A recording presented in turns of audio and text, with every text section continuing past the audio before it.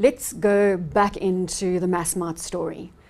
Very successful business. Enter Walmart, the global retail, or the US retail king. That must have been an interesting time for you in negotiating that transaction. Obviously, at the time, you had Grant Patterson at the helm as CEO. Yes, I think it's important to say that it was probably one of the most deliberate strategic decisions we've ever made, or I've ever made in my career.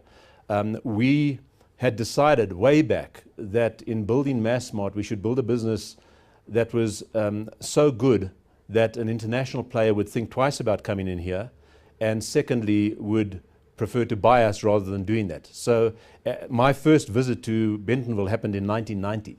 And we cultivated those relationships over a long, long period of time. So this was not something that happened over a short period? No, on the contrary.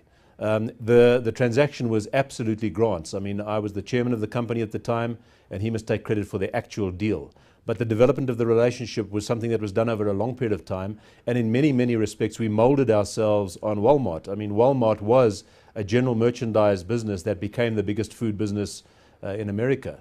Massmart was the biggest general merchandise business on the continent, and we had a food component. And I think Walmart saw and continues to see the ability or a platform for them to become a big food player in Southern Africa and Africa. For some time after the transaction, you were non-executive director of the group. You've obviously relinquished those responsibilities as you've now moved into the CEO role at Imperial.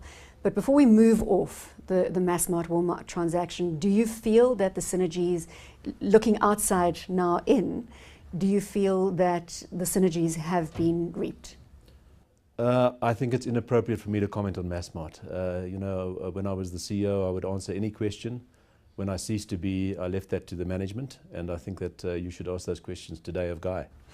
Talk about transaction capital, yes. Because obviously in terms of timeline, Massmart, and then you founded Transaction Capital. Well, not quite founded it. I was invited by the current partners who are, there were at the time 4 extraordinary men. One of them has gone on to do other things, but a partnership of 3 extraordinary people. One of them, Jonathan Joyner, probably one of the finest financial minds I've ever come across. And they invited me to join the partnership and to lead the group. What it was at the time was, one would call it a kind of a hands-on private equity financial services business. And so there was a lot of rationalization of assets, changing of people, and then we eventually took that public in 2012. At 8 Rand a share in June. There was a sale of assets not long after that, which resulted in a 2 Rand special dividend. And today the share is sitting at somewhere around about close to 11 Rand.